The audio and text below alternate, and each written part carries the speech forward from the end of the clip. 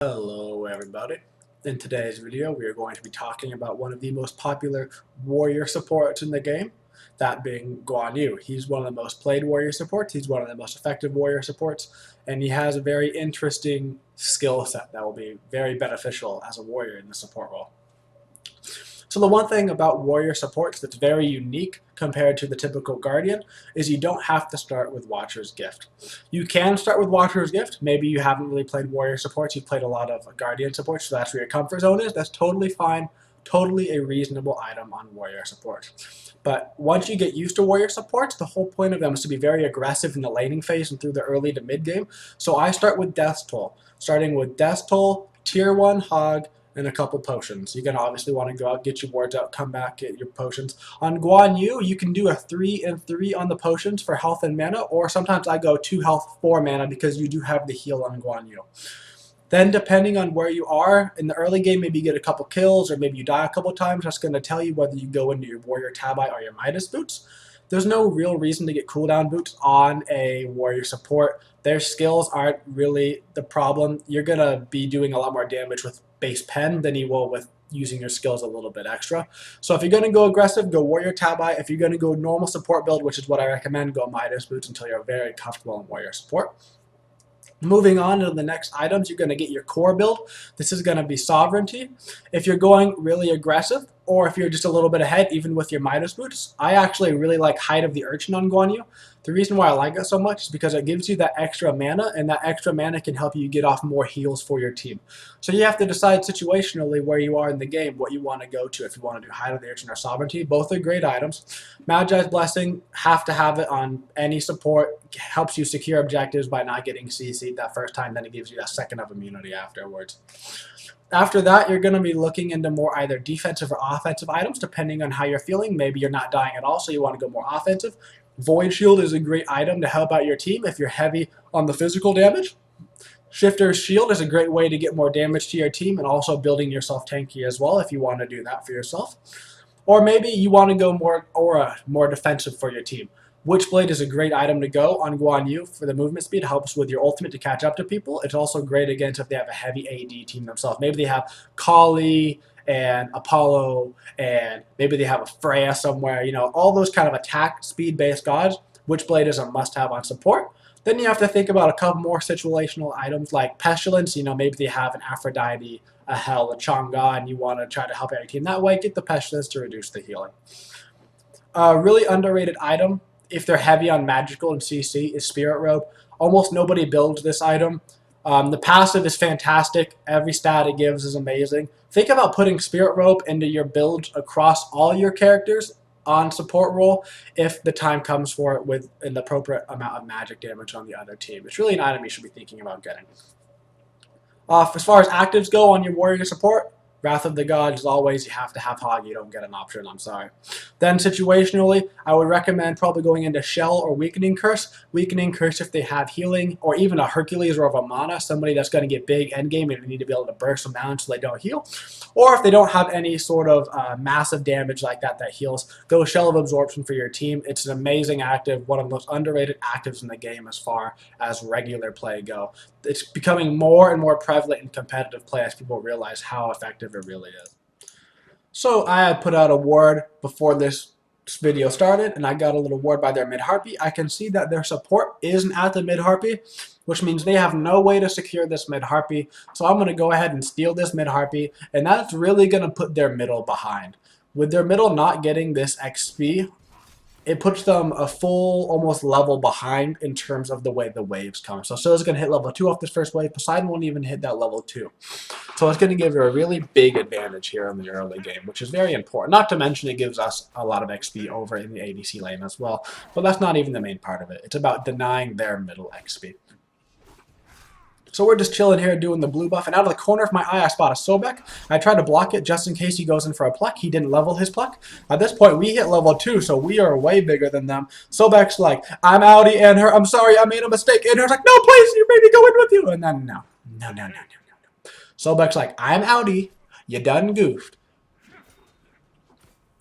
At this point, Sobek's still level 1. He's not even close to getting level 2. I'm thinking about making a play on him, so I dash through him to slow him, and then Anher knocks him away. Curses! Sorry. Damn right you're sorry. That's alright, Anher. We already have first blood. No big deal. We're going to clear this wave. Now they have no way to stop us from going into their jungle and wreaking havoc. We're going to go ahead and steal this red buff. I may not have Hog up to secure it, but the Poseidon won't be able to rotate. He's got a full wave coming, and he can't afford to miss the wave at this point because he's behind from that mid-harpy steal. Sobek can't rotate. He won't have Hog up anyway. It doesn't matter. And the Anher is still level 1. He can't even fathom doing anything right now. So, as we go back to the lane, the Sobek's like, I see him. Yo, Anher, I got an idea. I'm going to flip him. I got him. Then he's like, oh no. Oh God, I made a terrible mistake. I regret all of my decisions I've made today. And then he dies because he couldn't get away. And that's what happens, boys. That's what happens when you pluck somebody on Sobek and you're too far behind. Lesson learned, don't pluck on Sobek when your Anher's level 1. Lessons within con. So, at this point, I'm almost level 5. I'm like, I'm just going to keep going into their jungle and doing whatever I want. If Anher gets a little bit of solo XP over there because I left, that's perfect. Going to steal this back harpy. I see the Sobek. I'm like, you know what would be great is if he hogged this. Oh, he did hog it. Now he has no way to secure the mid-harpies when those come up in approximately 30 seconds. So now we get free mid-harpies, which is wonderful, wonderful, wonderful. On the way back to left lane to give my Anher a little bit of presence, and the Sobek is pulling the move, which is called, oh my god, what's happening? Lag, I can't see, can anybody hear me? Please respond. But luckily he executes it absolutely perfectly, and he's going to get away right there. Very hard move to pull off, but beautiful, beautiful execution. This is the wave that we're going to call the actual wave that matters. This wave lets you hit level 5 on support, and so you have to make sure that you get credit for the wave. You don't have to full clear it yourself because your ADC can do that for you, but you have to make sure that you tag the wave so as you're walking away, you're getting the XP that you need. Otherwise, you won't be level 5 for the mid-harpy. If their support does that under normal circumstances, they're going to be level 5, and then you're going to lose that mid-harpy fight, and your team is going to be very upset. We get those harpies for free. So we're looking around here. I see the Poseidon way out of position. I've got red buff and my ultimate off. I'm Guan Yu. Guan Yu's ultimate does the most base damage in the game. So I get a free kill on their Poseidon because he was out of position looking for mid harpies and did not expect a Guan Yu to be all up in his grill. I see the other mid harpies are gone, so there's no reason for me to even bother going over there. I'm going to go ahead and help our Neja in the jungle, help him jungle through this a little faster so he can back and do whatever he needs to do. Also will give me a little bit of extra XP. Arsila gets a kill on Surket in the middle by herself. I didn't even know Surket could die actually until this game. I was unaware that she had the ability to die. I thought she just forever lived with 1 hit point until her skills came back up. But this could be the first documented case of a Surket dying. So I'll have to double check with Hi-Rez on that one. It might have been a bug or something. I don't know. We'll have to figure that out. I'll ask Weekend about it. Maybe he knows. Going back to the wave at this point in my ADC lane, I'll hit level 7 after this. I could back from Midas boots right now, but I made the decision in my head that I'm so far ahead, I might as well keep abusing the fact that I'm ahead. So I'm going to get Warrior Tab by this game, the pen boots, and that's going to really help me with my 3. Your 3 shreds protections already, that combined with the penetration that you're going to get flat, makes your Talon Assault do an incredible amount of damage. If you get your Talon Assault off and then your ultimate, they're going to have 0 protections by the time you go to ulti them, and you're going to get all of your base damage off. The Sobek tries to go in on me right here, and I'm like, what are you doing, bud? So I'm going to go ahead and wait for him to get this ult off so I don't take any damage, and then I'm just going to ult on top of him. He can't do anything. His pluck is still down. Now his ultimate's down. I'm going to stun him into the wall, and Ander's going to get a free kill. That brings up a good point. You can cancel your Guan Yu ultimate early, which is very good if you need the stun. The base damage is fantastic if you want to keep going with the damage, but don't be afraid to end the skill early as long as you indicate to your team, I'm stunning now. Let them know, that way they can land their skill shots without having to worry about anything. It's one of the best parts about Guan Yu ult is the setup of the stun at the very end. So make sure you're communicating with your team, hey, I'm stunning now, or if you're going to go through the whole ultimate, you know, they can figure it out themselves, but it might be beneficial just to indicate to them when your ultimate is ending, even if they're there and they know what they're doing. So I backed and I got my Warrior Tabai boots. I'm going to grab 1 ward. I'm going to put it out a deep ward into their side of the jungle. The reason I'm doing this and the reason I'll only stay for one ward is because they're so far behind that they're not going to be in our side of the jungle. We're going to be in their side of the jungle at this point in the whole game. That Anther has zero threat of being ganked from the Surcat from our side of the jungle right now. There's just no way she'll be down there. So as long as he has the deep ward, he can play up to the tower. He's super far ahead of their lane as well. So I'm looking towards this mid Harpy. I see a Poseidon. I'm putting some damage on him. I don't really care about the damage they're doing to me because I'm ginormous. Arsilla comes in. She's huge. The Poseidon's behind because he didn't get the mid Harpies at the very start of the game. And this is carrying all the way over to right now. We get these right side mid Harpies for relatively free, and we got a kill. I'm going to dash through those mid archers, making sure that I get the XP from them as I'm rotating through lanes. Very important. I say this in every video, and I mean it. Get XP from the waves as you rotate. Don't rotate in between waves. You have to get the XP. Otherwise, you fall behind. Very, very important. Sharing XP 2 ways is very, very efficient.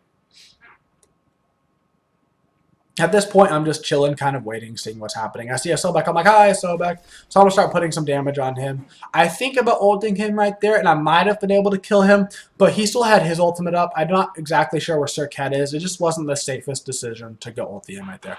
So I save it, and I'm waiting for a better opportunity. At this point, I've almost got enough gold to back and get my tier 3 hog. I'm just a couple gold off, so I'm just kind of staying, chilling around. I see Sir Cat in the jungle, so I tell my Anher, I'm like, yo, dude, watch your butt. You better be careful. And we're going to chill back here. Even if they come in on us, we're not super worried. We might even be able to win the fight 2v3 because of how big we are right now. So we're kind of chilling here by the base, and we're just lollygagging around. I'm like, I wonder if Sobek's going to try to pluck somebody, try to bait it. And Sobek plucks, and he's not even close, but now he's way out of position. My ultimate is up. Anher's got his skills up. I make sure to Talon Assault immediately after ulting to make sure that I don't get stunned into the wall. Certainly enough, there Anher tried to stun me into the wall, but I didn't because Talon Assault stops knockbacks. Sir Cat looked for the gank to know... Poor Sir Cat. Poor Sir Cat. See, my Anher is so big that even though she tried to gank me, her gank failed. English. Her gank failed on me. He failed. And then Anher is like, well, look at you. You're just a Sir Cat. I'm pretty sure she died twice this game, which must be a glitch. So we'll have to figure that out. I've got to tell Dan or APC or somebody that this is happening. This won't stand if she doesn't go 14-0 in Season 2 SPL. That would be ridiculous. So at this point, I'm just going to go ahead and secure our side of the jungle, making sure that nothing crazy is happening. They don't come in to steal any of our buffs. It's free XP for me, and that's fine. Our Neja is plenty far ahead of their Sir Cat. He doesn't even need the XP. He just needs the speed buff for him. And I've got it down for him, so that's plenty fine. I'm going to take the blue buff at this point. Our Anher doesn't need it. He won't be running out of mana anytime soon. I'm more mana intensive at this point with my skills, especially my heal as I start to rank it up. So that's going to be the best decision for us, is for me to get the blue buff. Make sure to communicate that with your ADC. Don't just steal your ADC's blue buff, because then he's going to be really upset. He's going to go, what are you doing? And you're going to go, I don't know. Putting pressure on them 2v1 right now, I'm so big, I don't really care, if they're going to try to attack me. So I get a lot of damage off on Sobek, and I know my ultimate's up, so I'm kind of waiting for him to be out of position. He's out of position, I'm going in, I get the damage off with my ultimate. I collapse, I 2 through him, easy kill. At this point, I'm a little bit afraid that the Anher is going to come in and collapse on me and kill me, but I'm 3 levels ahead of the Anher, and he seems to be too afraid to do anything. Unfortunate for him. If he was a bit higher, he would have been able to get a pretty free kill right there, which would have helped him out a lot. At this point, I have 3 kills, 5 assists. I've been involved in almost every kill so far in the game. I have enough money now to go get a tier 3 active. They don't have any healing, so I know I can back and get my shell. I get my ward out by the gold fury to make sure nothing crazy is happening there. Also give us vision just in case if I back, they try to go do it. I grab my tier 3 shell, and this is going to be enough for us to take away this game. Early tier 3 shell is a lot of protections. I have most damage in the game, so let's go ahead and look at that win screen. The game is over. The Titan has fallen. I did the most damage on my team. And we're going to see exactly what happened this game, what build I went, and how much damage that I actually took on a damaged Guan. Always make sure to say GG after your games. Some people don't do it, and it's very unsportsmanlike to not say GG. If you win or lose, doesn't matter how much you won by, how much you lost by, always say GG. It's very important. I had top player damage on my team, as well as in the game. I had the top damage taken on my team, as well as in the game. And I had the top damage mitigated on my team, as well as in the game. I was also 5 levels above their support by the end of the game, as well with a very nice score, 7, 2, and 12. We're going to go ahead and look at the builds here, what exactly happened. After my Warrior Tablet, I went into Hide of the Urchin. I was feeling like I needed more mana for the heal to keep my team up at that point. That was very important to me. I also didn't feel like we needed the Sovereignty. It was more beneficial for me to have the extra mana. After that, I always recommend 4th item, Magi's Blessing, almost universally no matter what character you're playing. Had the shell, had a ton of gold, did very well. Thank you guys for watching the video. If you like it, please subscribe. I'll release more videos. I ask on Twitter to see what video you guys want to see me do next for what support. So go ahead and ask me there, and you can follow on Twitch. I stream Monday through Friday. Have a twitching day, y'all.